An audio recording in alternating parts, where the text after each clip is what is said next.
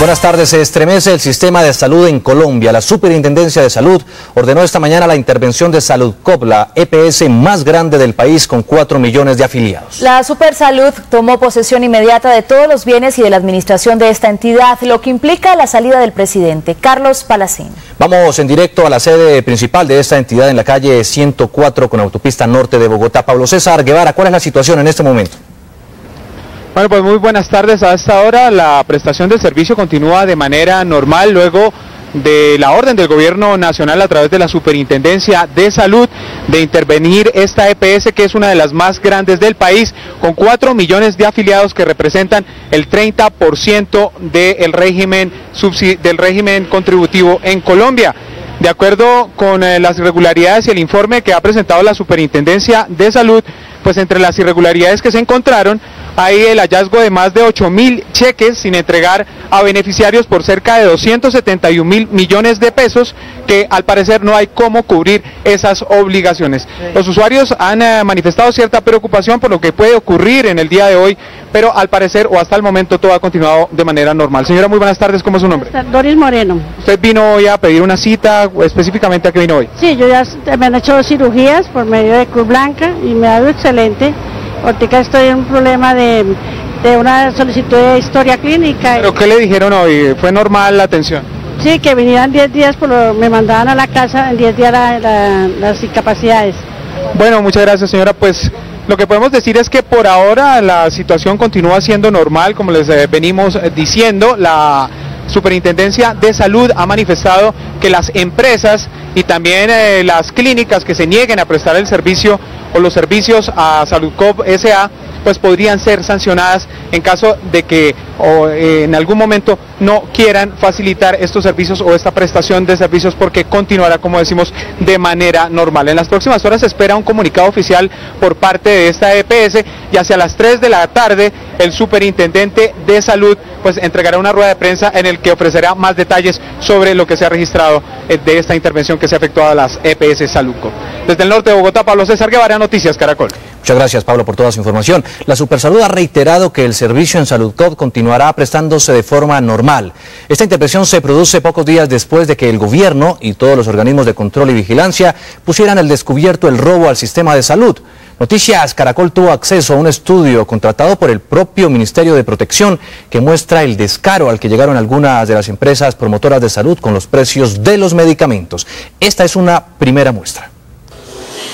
Se trata de una investigación sobre la información reportada por las empresas promotoras de salud sobre sus gastos en la atención médica y con base en la cual la Comisión Reguladora de Salud les aprueba la llamada UPC, es decir, la cuota monetaria per cápita anual que el gobierno les gira para cubrir dichos gastos. El informe cuestiona que los gastos reportados en el año 2009, que son los más recientes, se incrementaron en general 18%, cuando la inflación subió apenas 2%. Al escudriñar el rubro de medicamentos, se descubre un incremento de un año a otro del 166%, lo que equivale a que supuestamente las EPS gastaron en el 2009 1.030.113 millones de pesos adicionales a los del 2008. Lo grave es que no presentan justificación alguna. Escarbando ítem por ítem, se encontró que al juntar los 20 medicamentos más recetados, el sobrecosto reportado de manera injustificada asciende a 460.000 millones de pesos. En algunos de estos medicamentos más consumidos, el precio reportado por varias EPS es de hasta 500.000 pesos más en el precio reportado por cada tableta, frente al precio informado por otras entidades de salud. Por ejemplo, esta sencilla tableta de acetaminofén. Según el estudio, mientras que unas EPS reportaron que les costó cada tableta a 128 pesos, otras en cambio reportaron que les costó a 34.380 pesos, es decir, 268 veces más caro. Y hay muchos casos más. Omeprazol, una EPS la reportan a 28 pesos por tableta, otras a 6.994 pesos. Metoprolol, unas lo reportan a 20 pesos la tableta, otras a 3.319. Lovastatina, unas reportan a 19 pesos la tableta, otras a 3.317. Y Naproxeno, unas informan un precio de 39 pesos y otras de 2.137 pesos por tableta. El caso más aberrante de los encontrados es el de esta tableta, azatioprina, un medicamento utilizado para pacientes con trasplante de órganos, mientras que unas EPS, según el estudio, cobraron cada una de estas pastillas a 104 pesos, otras lo reportaron a 540.714 pesos, es decir, 520 veces multiplicado ese precio. En la emisión de las 7 p.m. les contaremos cuáles EPS, según este estudio, son las que reportaron esos escandalosos precios en los medicamentos y otras cuestionables inconsistencias halladas por los investigadores. El vicepresidente Angelino Garzón, quien ayer dijo que algunas EPS son peores que los paramilitares y guerrilleros, hoy arremetió contra las multinacionales farmacéuticas y denunció que venden los medicamentos 10 veces más caros que en otras partes del mundo. Esta fue la nueva denuncia que hizo hoy el vicepresidente Angelino Garzón sobre las prácticas que realizan las transnacionales químico-farmacéuticas.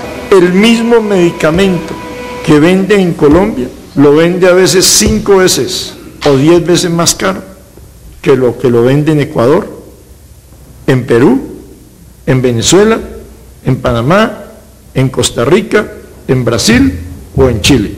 Dijo que en las próximas horas dará a conocer el nombre de los medicamentos básicos y además... ¿Cuánto valen en Colombia? ¿Cuánto valen en el Ecuador? ¿Cuánto valen en el Perú? Porque permítame decirles, eso es una ofensa al pueblo de Colombia. Y las transnacionales de la industria química farmacéutica no pueden lucrarse y aumentar sus utilidades en miles y miles de millones de pesos a costa de la vida de la población de Colombia. El vicepresidente reiteró que si se comprueba que algunas EPS se apropiaron de recursos del sector salud, el Estado podrá intervenirlas.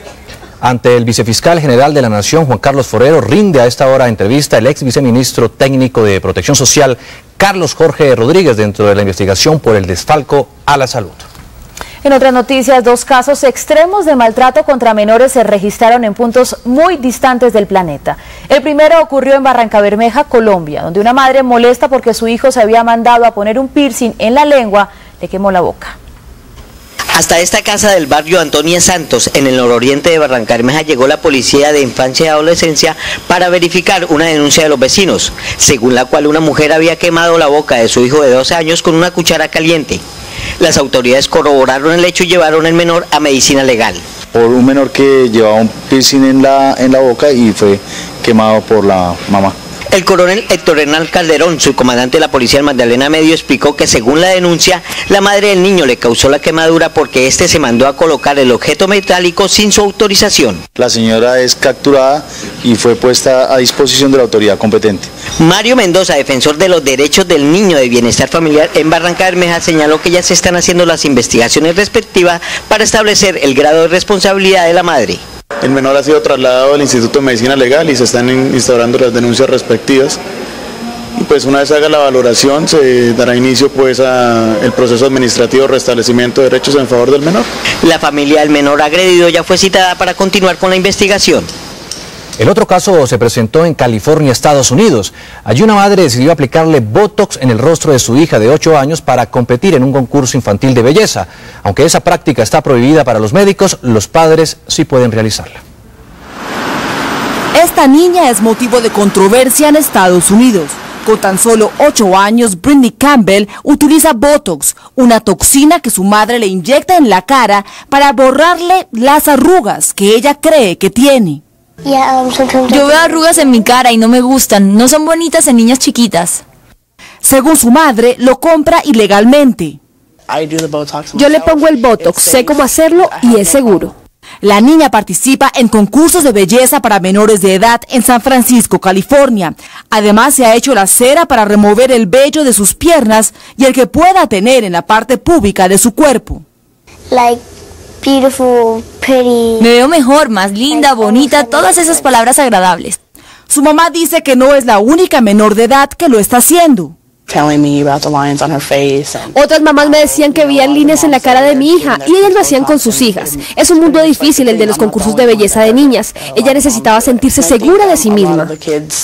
Si bien es ilegal que un doctor aplique este tratamiento con fines estéticos a una menor de edad, no es ilegal que su madre lo haga, a pesar de que, según expertos, sufrirá de efectos secundarios, tanto físicos como psicológicos. Crece la indignación en el Tolima por el aterrador caso de una joven que era torturada por 3 integrantes de la familia para la que trabajaba. Noticias Caracol obtuvo hoy videos y fotografías que hicieron parte de la investigación realizada por el DAS. En abril de 2010, detectives del DAS Tolima llegaron sorpresivamente a esta casa del municipio de Fresno y capturaron a 2 hermanos y una mujer que administraban la finca. Por los delitos de tortura, secuestro simple. Trata de personas y lesiones personales. En una habitación de la casa, los detectives hallaron a Cindy Caterina García Molano, de 25 años, quien se había empleado en servicios domésticos, pero según la denuncia estaba secuestrada y era torturada. Estaba totalmente golpeada, tenía los dientes superiores partidos, estaba totalmente con signos de violencia. Según el director del DAS, Edilberto Forero, este hecho no tiene precedentes y asegura que de no haberse hallado a tiempo la joven, el desenlace hubiera sido fatal. Es posible que a Caterina la hubiesen asesinado porque las condiciones que ella tenía ya estaban avanzadas y estaban muy críticas. Además de soportar hambre, encierro y golpes, era amenazada con estos perros y con estas armas halladas dentro de la finca para que no se escapara, como lo relató ella misma ante un juez.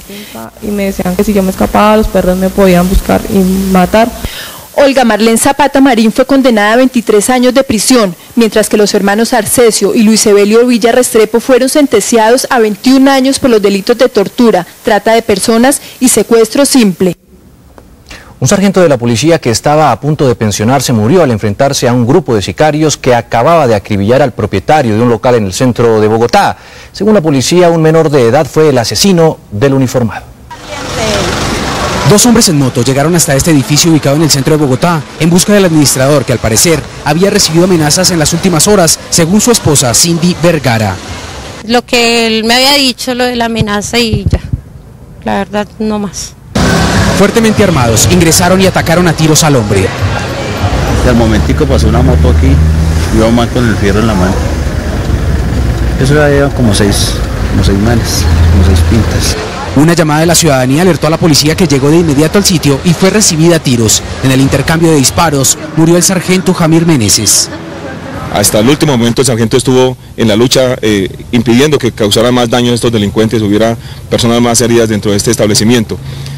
Ahí están las 3 capturas, son 3 personas que vienen inicialmente, de acuerdo a la investigación, vienen desde Medellín. El hecho heroico fue resaltado por la familia del otro hombre que también murió. Lo hizo por de pronto salvarle la vida a mi esposo, no sé.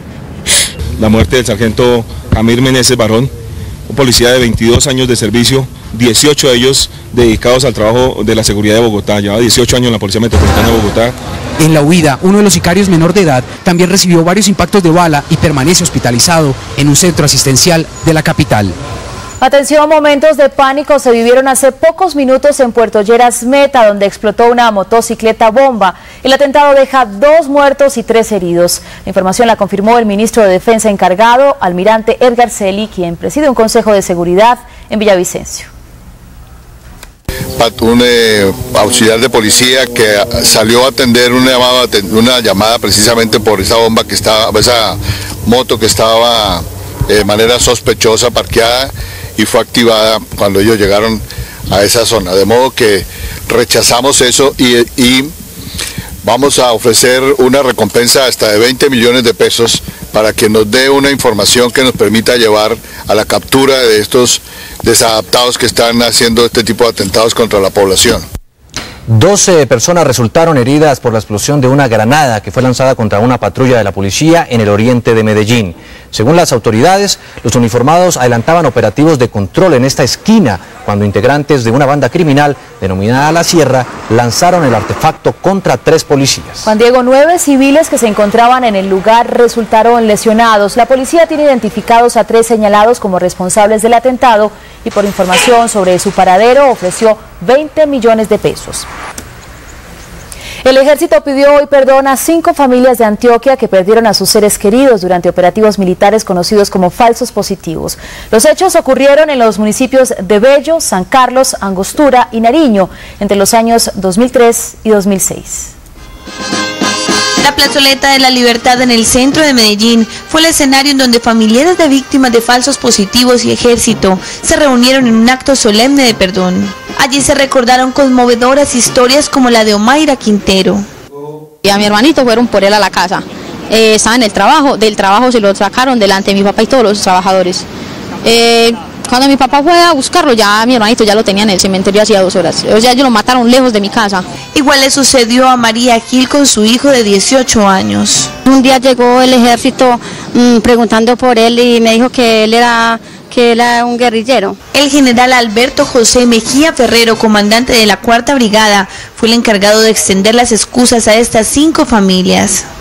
Con el mayor honor y la mayor hidalguía, el Ejército de Colombia, la 4ª Brigada, cumpliendo una orden del Tribunal Administrativo de Antioquia, está realizando una ceremonia para pedir excusas. Igualmente explicó que los responsables de estos hechos ocurridos en San Carlos, Angostura, Bello y Nariño ya están en poder de la justicia. Y están cumpliendo con las penas ordenadas. Los familiares, además del acto simbólico, recibieron millonarias indemnizaciones. Se le complica la situación jurídica al excomisionado de Paz Luis Carlos Restrepo. La Fiscalía lo citó a rendir versión libre por presuntas irregularidades en la desmovilización de los frentes Barro Blanco y Héroes de Anorí, del bloque Mineros de las Autodefensas. Restrepo deberá acudir a la diligencia judicial el próximo 18 de mayo a las 8 de la mañana ante un fiscal de la Unidad Anticorrupción. Allí deberá explicar la forma como se presentaron las desmovilizaciones de estos frentes y cuyas irregularidades fueron denunciadas por los ex jefes paramilitares Freddy Rendón Herrera, alias el Alemán, y Juan Carlos Sierra, alias el Tuz. El excomisionado ya había sido citado a interrogatorio por la presunta falsa desmovilización del Frente Cacica Gaitana de las FARC, que fue liderada por alias Olivo Saldaña.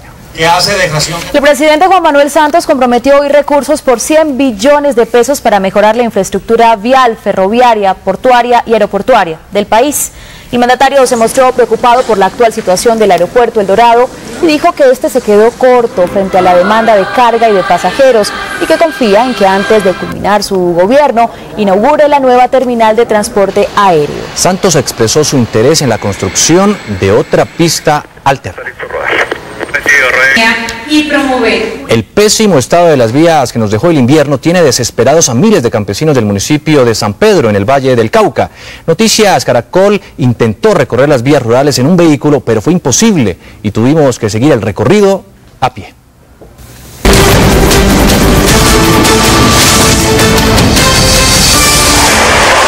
En la vía que conduce a varios de los principales corregimientos del municipio de San Pedro, centro del Valle, vivimos la odisea que a diario padecen los habitantes de la zona.